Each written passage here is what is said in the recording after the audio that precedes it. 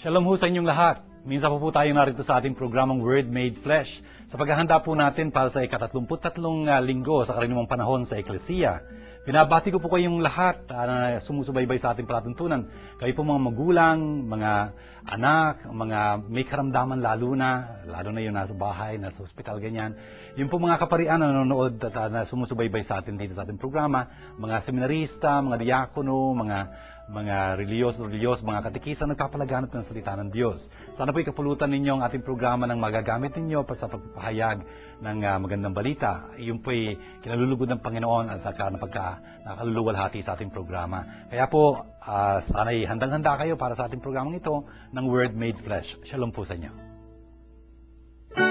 Word Made Flesh is glad to invite you to attend the Bible study lessons with Father June Lingad, SDB. Every Tuesday at St. John Bosco Parish Church, Makati City, from 7:30 until 9:30 in the evening.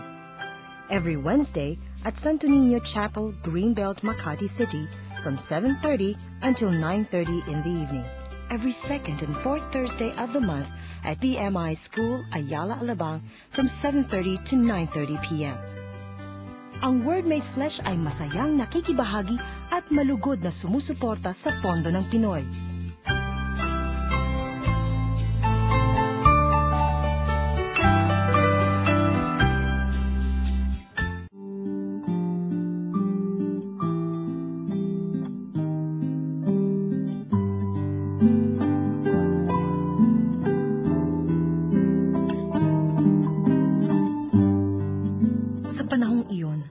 Darating ang dakilang anghel na si Miguel, ang makapangyarihang pinuno at tagapagtanggol ng bansang Israel, at magkakaroon ng matinding kahirapang hindi pa nangyayari kailanman.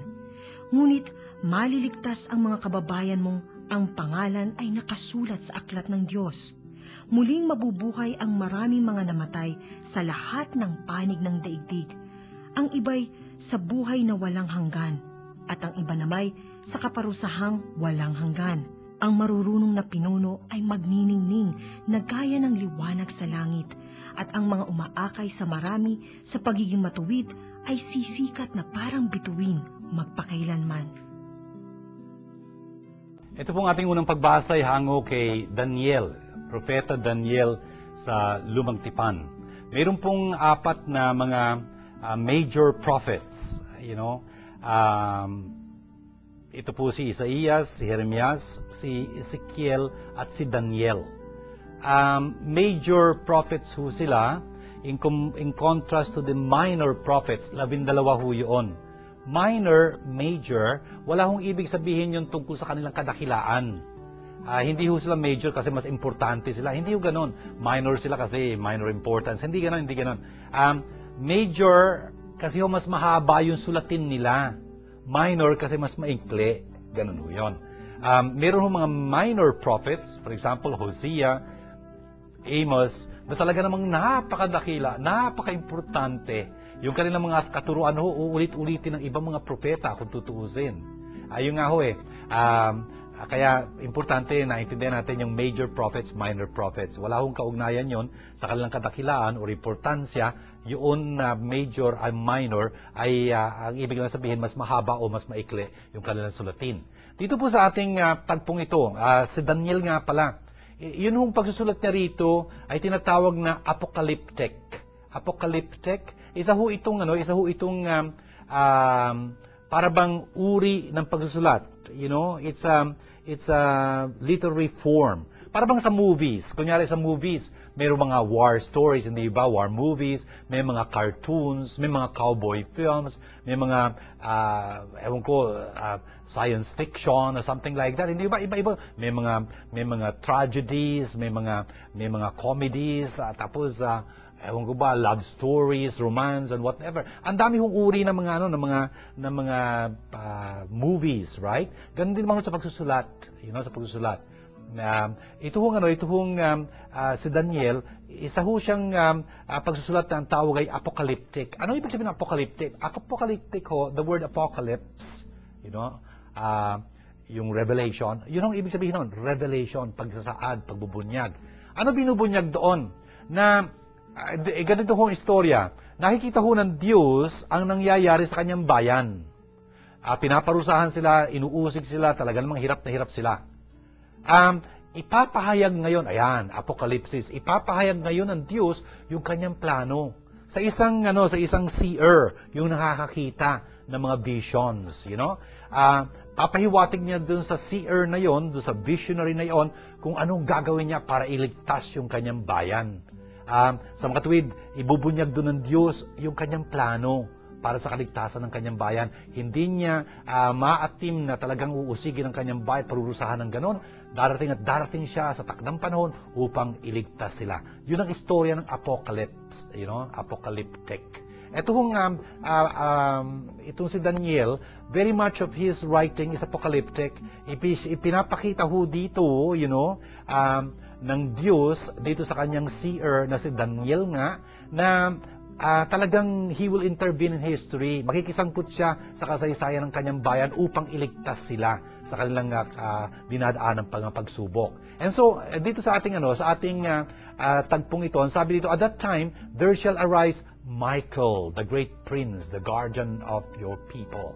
Ito si Michael na ito, si Miguel, ito yung Archangel Michael. Hindi ba tatlo yung alam nating mga archangels? Michael, Gabriel, Raphael, Archangel sila kasi mga pangunahin silang anghel. Yun ho, ibig sabihin ng archangel. Arche, ibig sabihin una. Pangunahin mga anghel.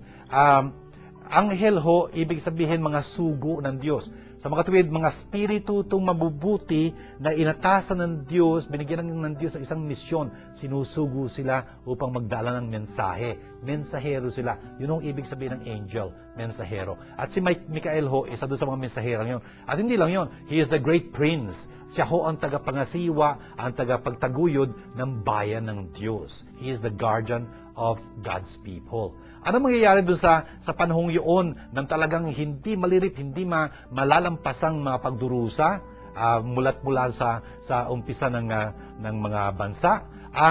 Itong kanyang bayan, ang bayan ng Diyos ay makakaltakas. Your people shall escape. Sinasabing ganyan. Everyone who was found written in the book. Lahat yung nakasulat dito, yung pangalan nila nakasulat dito sa aklat na ito ng Diyos ay maliligtas. At yung maraming mga natutulog sa alikabok ng lupa ay magigising uli at mabubuhay magpakailanman. At yun namang iba na naging masama, umusig sa aking bayan, yun ang talaga magkakaroon ng walang hanggang takot at disgrasya. Sabi nga yan. Hindi lang yun. Ang maganda nitong pinapangako ng Diyos, yung mga marurunong, the wise, ay talagang magniningning na tulad ng kaningningan ng kalawakan. At yung mga nagdadala ng marami sa katarungan ay magiging tulad ng mga bituin magpakailanman. Ang ganda-ganda ho nung bagay na yun na pinapangako dito sa aklat na ito ni Daniel, dito sa chapter 3 na ito. Talagang ang Diyos, ililigtas niya, talaga namang isasalba niya yung kanyang bayan sa pamamagitan nga ng kanyang arkanghel si Michael. Siya magiging tagapagtanggol ng kanyang bayan. Brothers and sisters, guardian of your people. Ganun ho yun. Yung mga bansa ho, meron silang tagapagtaguyod na anghel. Tulad ng bawat isa sa atin dito, may anghel. Anghel de la Guardia, yun yung guardian angel. Hindi lang ho personal, kundi communities, Sino kaya anghel ng Pilipinas? Kasi Israel had Michael as their angel, guardian. Yun nga ho maganda sanang malaman natin kung sino yung anghel natin. Hindi man natin alam yung kanyang pangalan, sana tawagan natin siya, talagang tulungan niya ang bansang pinapakakalinga sa kanya ng Diyos. At ang maganda nito, yung mga marurunong talagang magniningning. At yung mga nagtuturo ng katarungan, sana kasama si Father John dun, no? Kasi nagtuturo naman ako dito, At sinisikap pong i-share sa inyo itong salita ng Diyos na ito. Ay nako, sabi niya, magiging tulad ng mga bituin magpakailanman.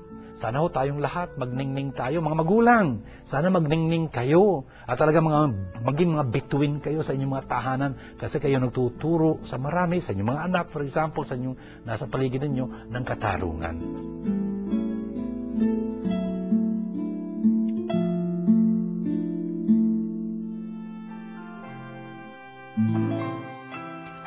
Flesh Foundation Incorporated invites you to an Advent recollection on December 9 in St. John Bosco Parish, Ruzen Hall, Pasay Road, Makati City from 2 p.m. to 6 p.m. Let's prepare for the birth of Jesus, the Word made.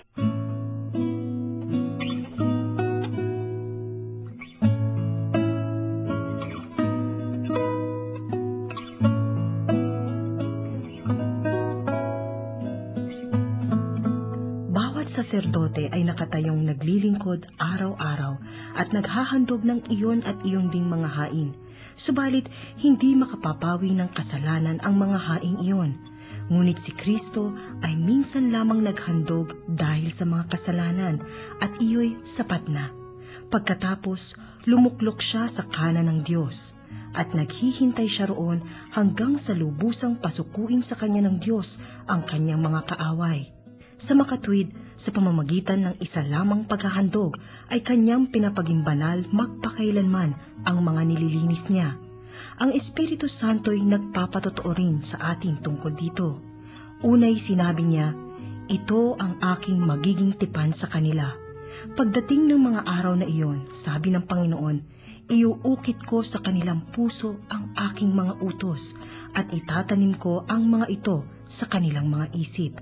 At kanya ring sinabi pagkatapos, "Hindi ko na aalalahanin pa ang kanilang mga kasalanan at mga kasamaan, sapagkat ipinatawad na ang mga kasalanan, hindi na kailangan pang maghandog dahil sa kasalanan."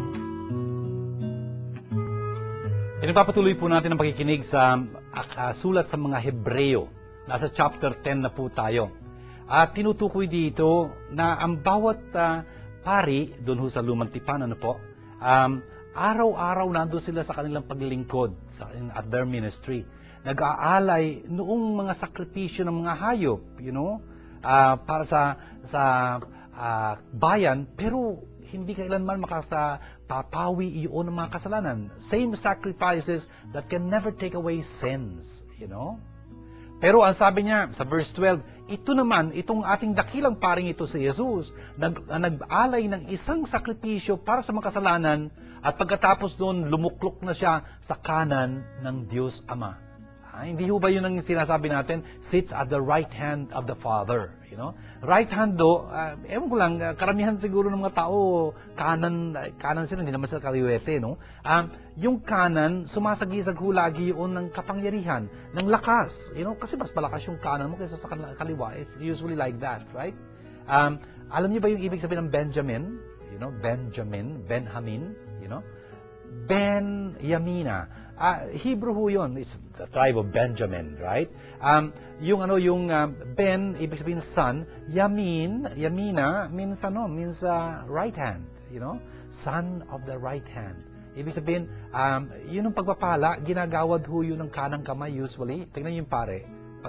Pagka magpe-bless siya, kahit nakaliwete siya, kanang kamay yung ginagamit niya, Kasi yung right hand is the hand of blessing. Kaya nga, Benjamin means the son of blessing. Kasi right hand yung ibig sabihin ng Yamina. Anyway, yun nga, Jesus sits now forever at the right hand of the Father. Ibig sabihin nun, inangkin niya uli yung kapangyarihan niya, na iwinaksi niya sandali nung siya'y naging tao. Yun yung sinasabi sa Philippians chapter 2, verse 5, 6, hanggang 11.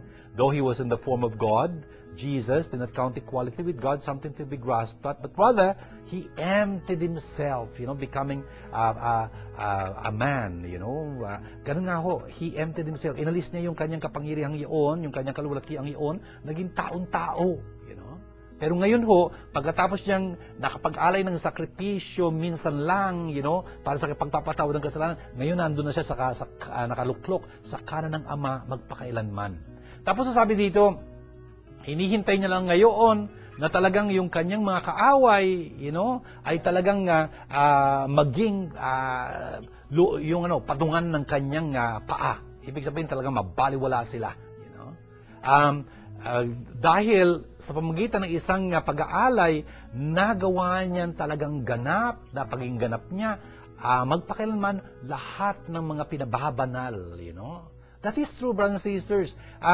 Through the one offering of Jesus, He had made everyone perfect who are becoming consecrated. Kasi ho tayong lahat, itinalaga ho tayo sa Diyos sa pamamagitan ng ating binyag.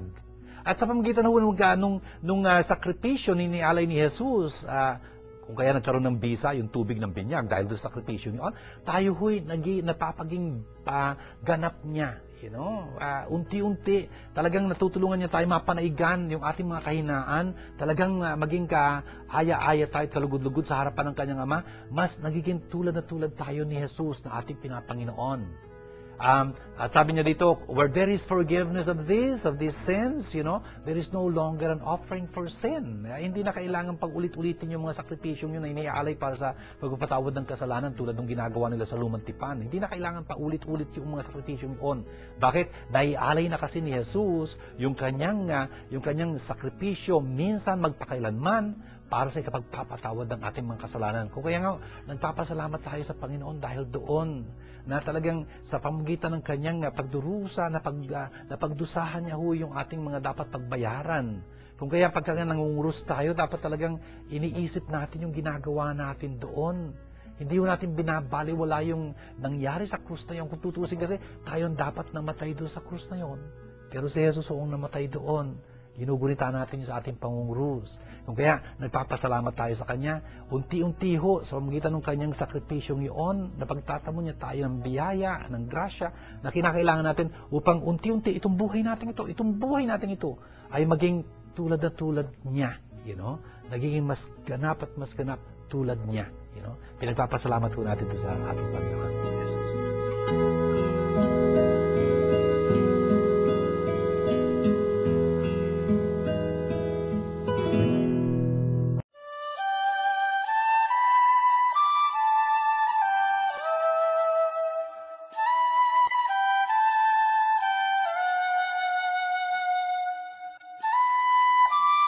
Sumainyo ang Panginoon.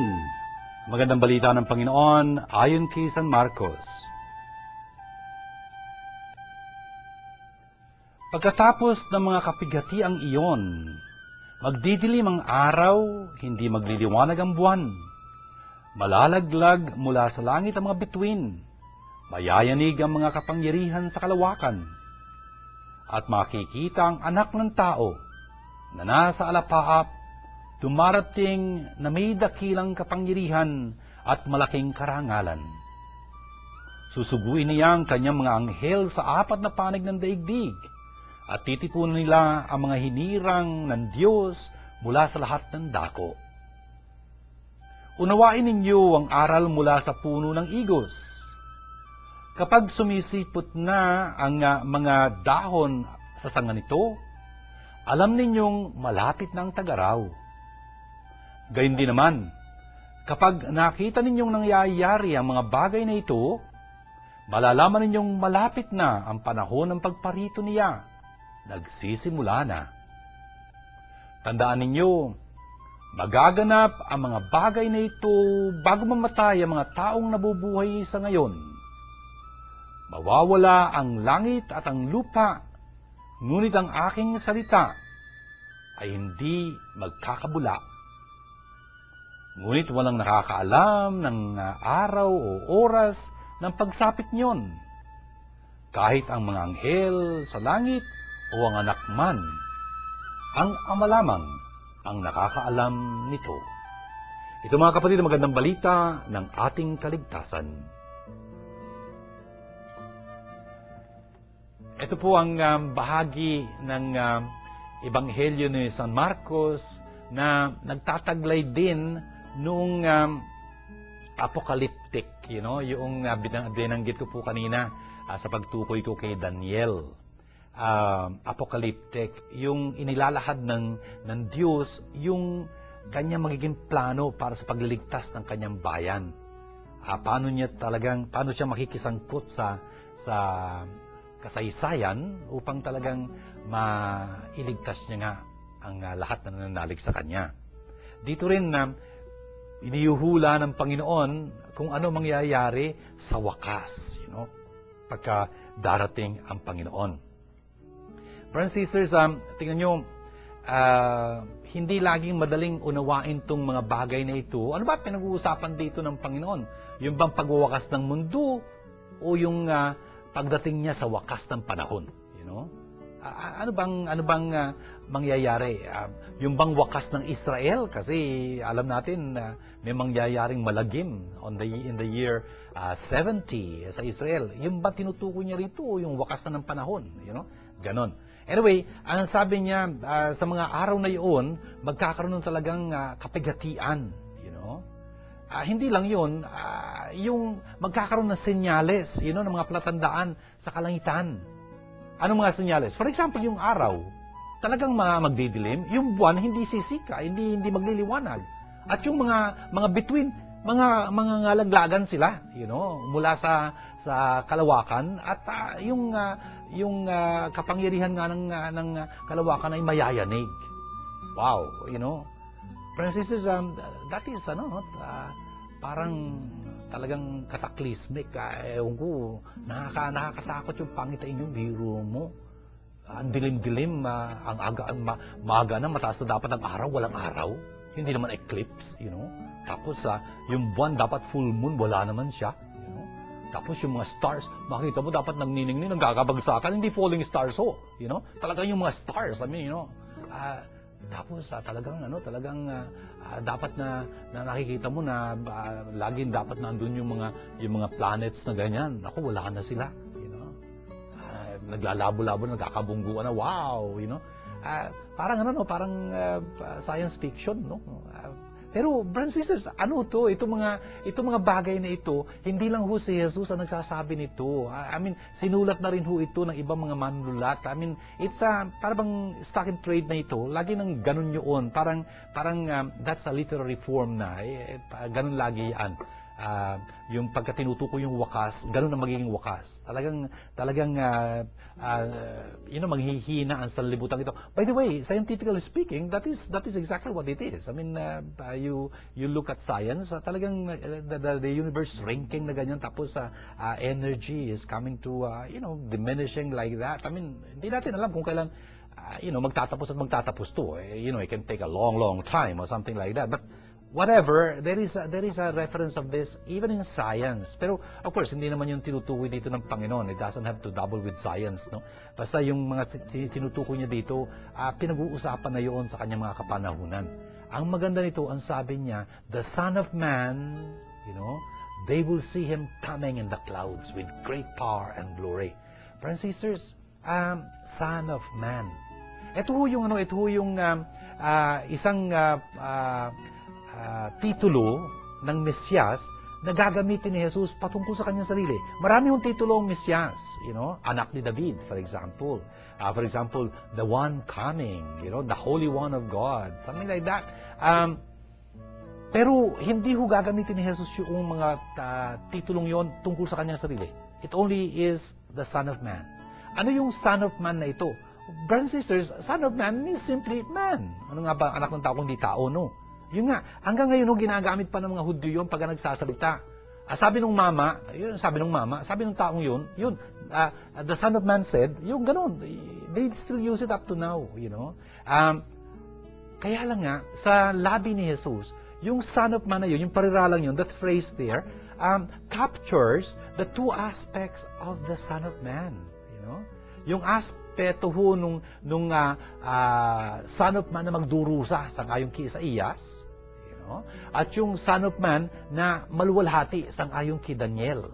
Napagtambal niya yun doon sa pariralang Son of Man. Kaya it is an innocent sounding phrase but very meaningful if you only know the scriptures. Ayun nga, ang sinasabi dito ni Jesus, makikita nila na darating sa wakas ng panahon ang Son of Man, the Messiah, the Son of God, that is Jesus Christ, na nandun sa alapaap, nagtataglay ng malaking dakilang kapangyarihan at dakilang kaluwalhatian. Yun ho, hinihintay-hintay natin, sa bawat misang ating dinaraos, pag sinabi natin, ipagdangal natin, pagbunyi natin ang misteryo ng ating pananampalataya. Si Kristo'y namatay, si Kristo'y muling nabuhay, si Kristo'y babalik, sa wakas ng panahon.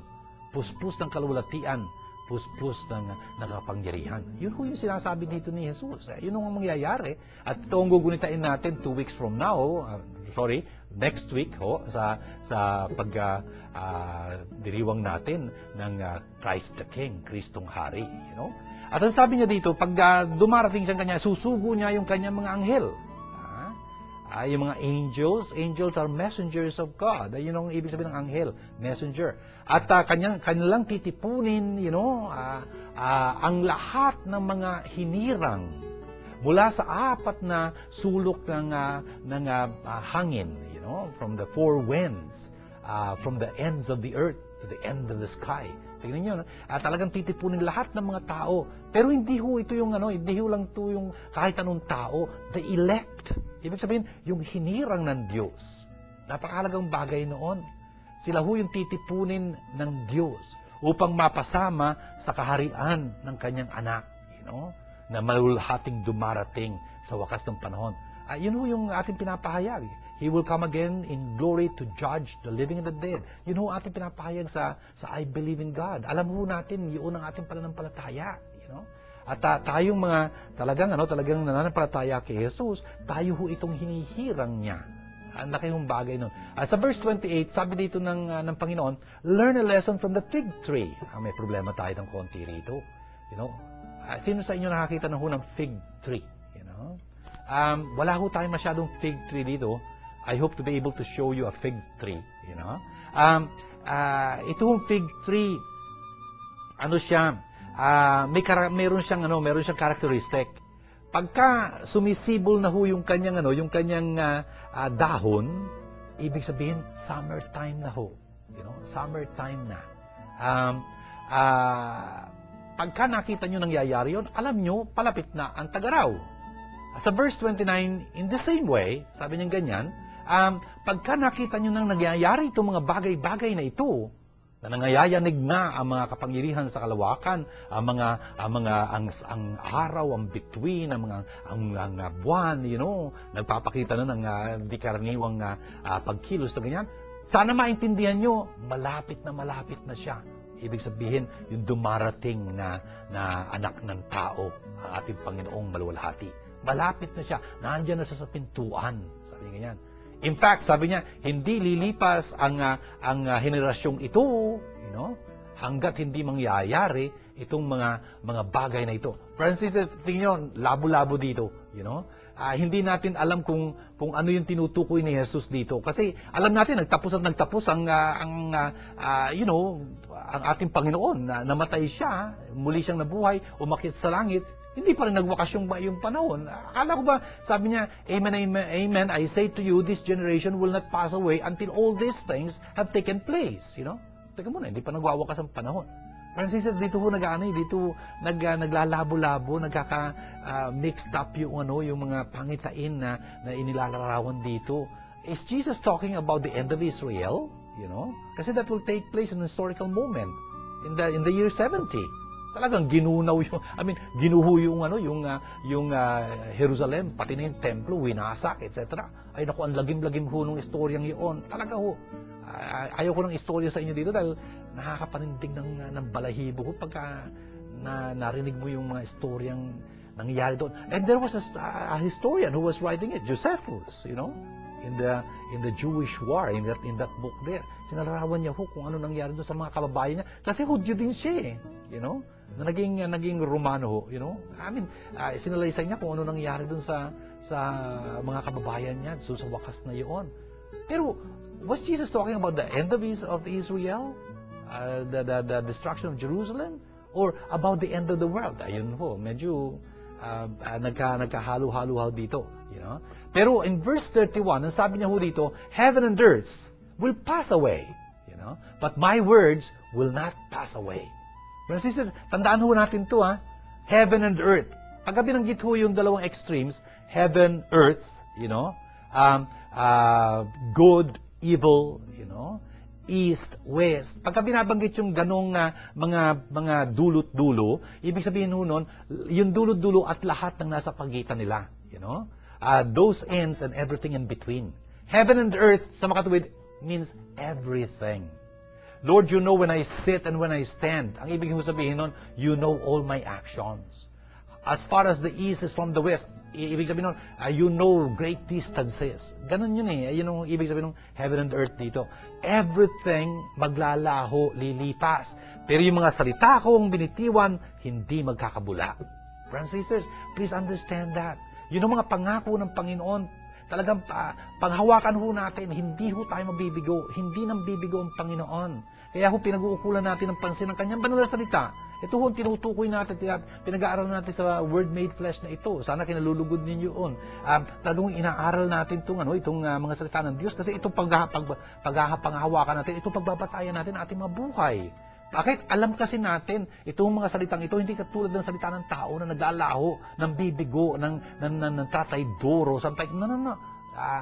Lahat lilipas at lilipas. Pero itong mga salita kong ito, hindi magkakabula. Hindi sila lilipas hanggang di natutupad itong layunin ng Panginoon. Kung kaya nga napanghahawakan natin itong mga pangakong ito. Kaya the more we understand God's Word, the better for us. Because we will have solid foundation for our own spiritual edifices, for our own lives. Tapos sabi niya, but of that day or hour, no one knows.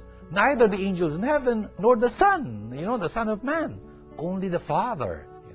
Brothers and sisters, importante yung maintindihan natin to. Huwag ho tayo mag-gimbal, huwag ho tayo magambala, huwag ho tayo matakot. Pag kami nangangar, malapit daw ang end of the world and what na. Nako, Alam niyo ba, nung EDSA Revolution ho, nung 1986, nakita ko ho yun eh. May isang tao nandun sa taas, sa ibabaw ng kanyang kotse, nagsisigaw, repent because the end is near. Oh gosh, when you needed all the hope you can get, because we're going through a terrible time in our own Philippine history. Here is the guy, ano yun, I mean, pag kami mga tao nangangaral na, malapit na, magpa-bless na kayo ng mga kandila ninyo. Nangyari ito sa akin sa Tondo bless ng kandila, ados na binibless yung kandila, hindi ba Candelaria, ados ng Pebrero? Ito, Nobyembre o something like that. Yung pala, nagpakana nito, yung may-ari ng gawaan ng kandila doon sa Bandaron. I mean, ewan ko, ang dami naman sumabay doon, sumakay doon, pa-bless dito, pa-bless doon. Teka muna, pag kami nangangaral na gano'n, alam nila yung pecha o something like that, mas marunong pa sila kay Jesus, Ang sabi ni Jesus, wala nakakaalam nun, ni ang mga anghel, ni ang anak ng tao, siya pa kaya, Kung kaya, bulaan ho yung mga ganon. Only the Father knows the moment He has set for that. Kung kaya nga, dapat magtanod tayo. Yun ang tinuturo sa atin ni Jesus dito. Talagang magtanod tayo kasi hindi natin alam kung kailan siya darating. Hinihintay-hintay natin siya. Pero ang pagdating niya, sabi niya, parang pagdating ng isang magnanakaw. Nakarinig na kayo ng magnanakaw gumagawa ng appointment. Tatawagan ka sa telepono, darating ako dyan, hintayin mo ako. Ano? I mean, yung magnanakaw darating sa isang sandali na hindi mo inaasahan. Pagka mahimbing ka na, ganyan, or something. Kung kaya nga ang pagdating ng Panginoon, ganon. Kaya hinihintay natin, nagtatanod tayo. Kaya gusto kong banggitin ulit sa inyo, sa Germany mapapansin nyo, yung mga nasa tuluktok ng mga simbahan, at dito sa atin, karaniwang krus, doon sa Germany, hindi. Nakalagay doon, tandang, Anong simbolismo ng tandang? Nagtatanod. Yung mga tao tulog na tulog pa. Pero pagka bandang alas 4 na, sumisila, na nakikita niyo na unang silahis ng pagbubukang liwayway na yan, tumitilaok na po siya, kasi nagmamasid siya. Yung simbolismo ng tandang, tayo dapat bilang Kristiyano, parang mga tandang, naghihintay sa pagdating ng Panginoon. Gising na gising, para pagka dumating siya, mapaunlakan natin siya. Alam natin yung kanyang salita, hindi nang bibigo.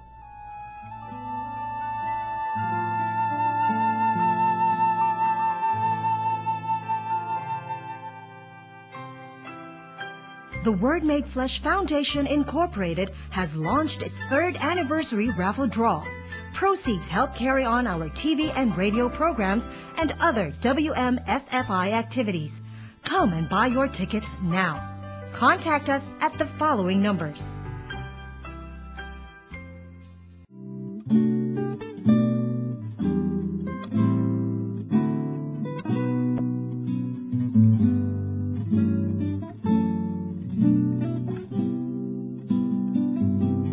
Father June, kapag kayo po ba'y makasalanan, maaari pa bang mapasama ang iyong pangalan sa maidiligtas?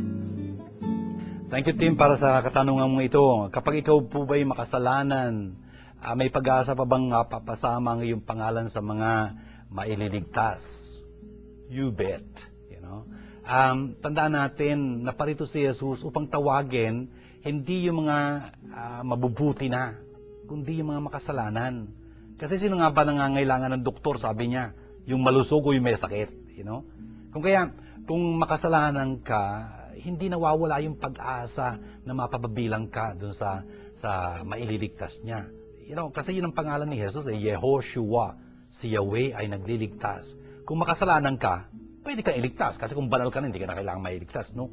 Pero yun nga pagka inaangkin natin, kinikilala natin yung ating pagiging makasalanan, binibigyan natin ng kahulugan si Jesus kung tutuusin. At si Jesus ang ating pag-asa. That's something beautiful. As 1 Timothy chapter 1 verse 1 says that, Christ Jesus our hope. Kung kaya ang isang makasalanan, talagang pwedeng umasa kay Jesus. Hindi siya nang bibigo. Seryosohan to, Ang importante nga lang talaga, kumapit kang malulati kay Jesus, talagang mahigpit, At talagang magbalik loob ka sa Kanya. Yun ang magiging talagang pag-asa mo na papatawarin ka rin niya at makabilang yung pangalan mo sa maililigtas niya.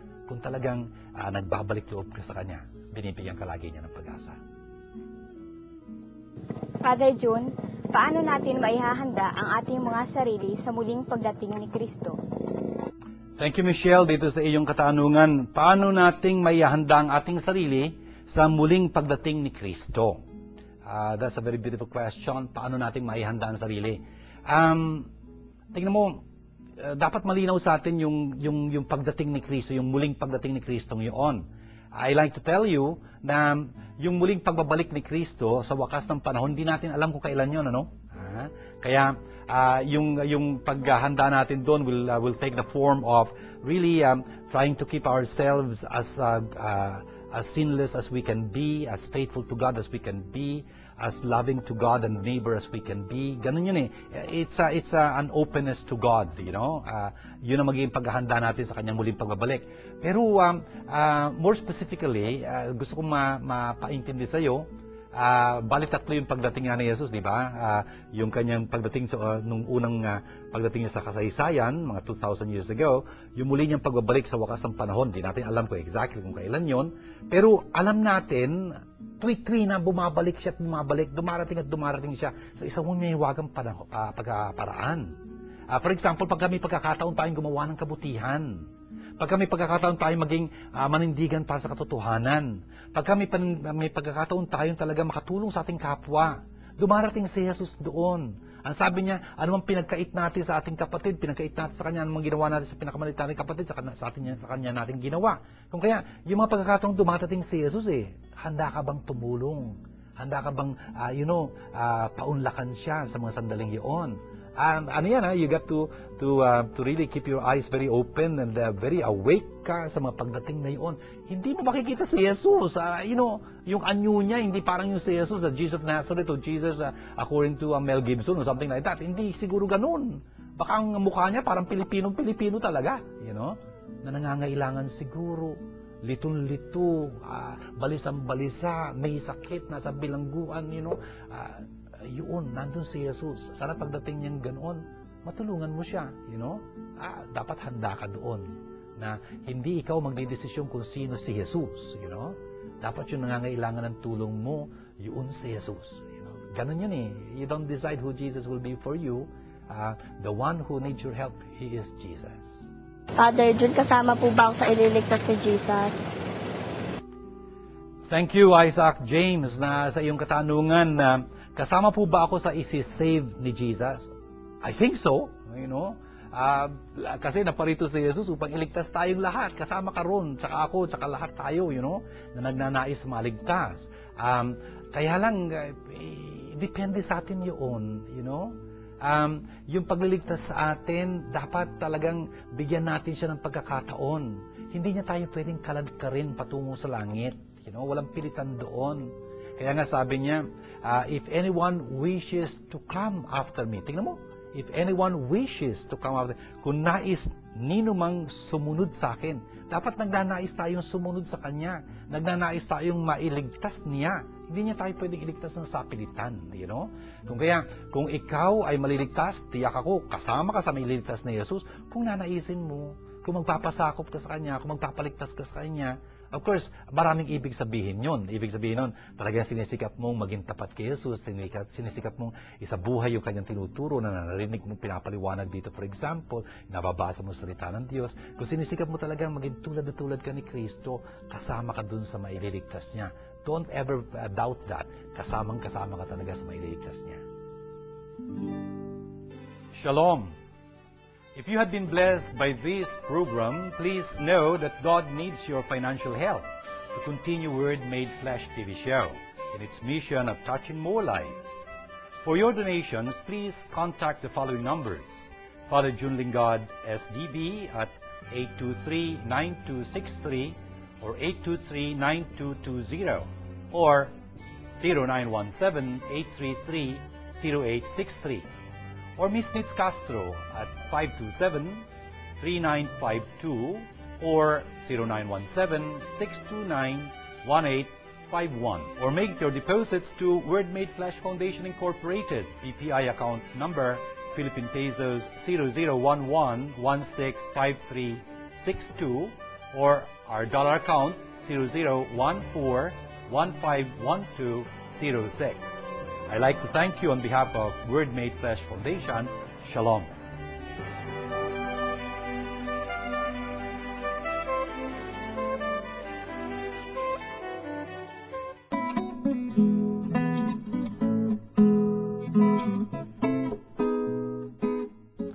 Tingnan niyo po sa ika-33 linggong ito sa karaniwang panahon sa Eklesiya, ang dami pong pinaalala sa atin ng ating mga pagbasa. Ano po? Yung unang pagbasa natin, narinig natin doon si Miguel, Saint Michael, the Archangel.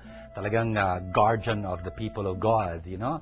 Talagang handang ipagtanggol yung bayan ng Diyos. At tayo rin po, meron tayong Anghel de la Guardia, ang guardian angel ng ating bansa. Hindi nga lang siguro natin alam kung sino siya. Pero sino man siya, pwede ho natin siyang tawagan, you know? Tapos, bawat isa sa atin, may anghel din tayong tagatanod natin na pwede nating hingan ng tulong, you know? Wala akong biro ito. I mean, this is a sign of God's providence for us. Ito yung tanda ng pagkalinga ng Diyos sa atin, na binigyan niya tayo ng mga anghel na ganito, na talagang magtataguyod sa atin. Tapos, sinabi dito na talagang, yung mga naghihintay sa pagbabalik na iyon ng Panginoon, ay talagang maliligtas sila, gigising sila mula sa kanilang pagkakatulog, you know, at talagang mabubuhay sila magpakailanman. Yun namang iba na naging di matapat sa Diyos, talagang ay naku, nakakatakot yung kanilang magiging kahinatnan.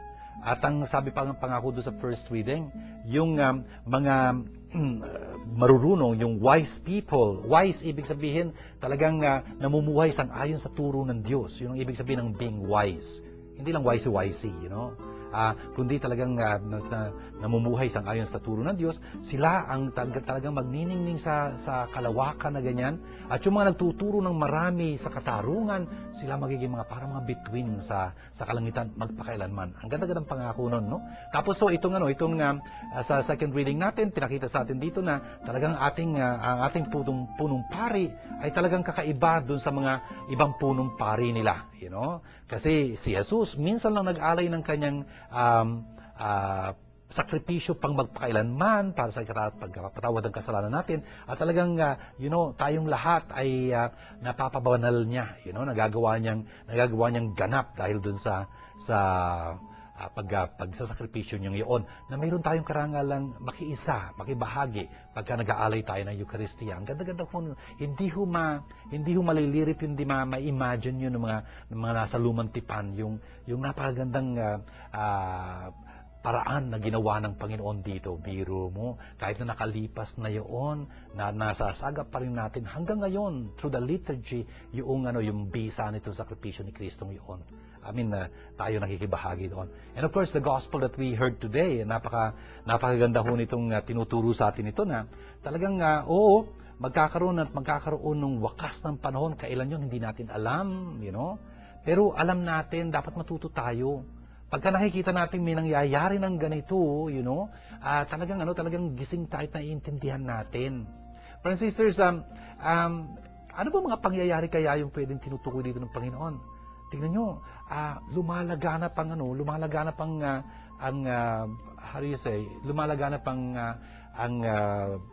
kabutihan, nasasagap natin kagad ang mga balita. Parang lumilit at lumilit ang mundong ito, Isang bagay yun na dapat nating maintindihan. Talagang hinahamon tayo ng Panginoon na talagang gawin ang magagawa natin para mapalaganap kagad natin ang magandang balita. Kasi yun ang maghuhudyat ng wakas. Pagka natanggap na ng lahat ang magandang balita at nakapagpasya na sila. Brothers and sisters, sana maintindihan natin na yung mga pangako, yung mga salita ng Panginoon hindi maglalaho. Kaya pwede natin panghawakan, itayo natin ang ating mga sarili doon sa mga salitang yon, hindi tayo mabibigo. Gawin ho natin panalangin ng mga narinig natin. Ito sa ngalan ng Ama at ng Anak at ng Espiritu Santo. Amen. Aba, mapagmahal namin Diyos at Ama, salamat ng marami sa mga pagpapaalala niyong ginawa sa amin sa aming palatuntunan itong Word Made Flesh. Sana po'y talagang maisabuhay namin ang inyong katotohanan. Sana talagang maging handang-handa kami sa pagdating ng inyong anak.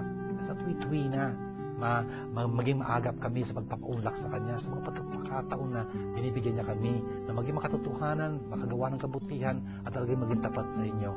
Tinataas po namin sa inyong lahat ng mga nagsumubaybay sa aming palatuntunang Word Made Flesh, ang pa sila naroon, anong talagang mga kalagayan, sana ipagpalain niyo sila.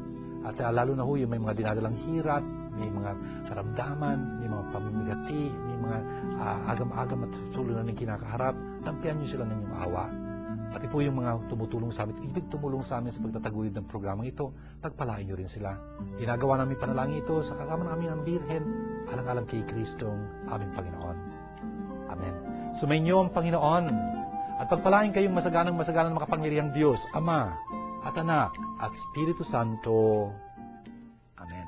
Ito po ang ating palatuntunan ng Word Made Flesh. Ano po yung naging pagpapala ito para sa bawat isa sa inyo.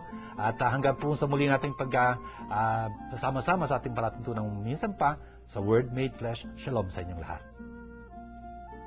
Interested to own the 13 VCD set of Word Made Flesh TV show? Place your orders through text through the following numbers, or you may call Father June Lingad SDB at 823-9263 and 823-9220.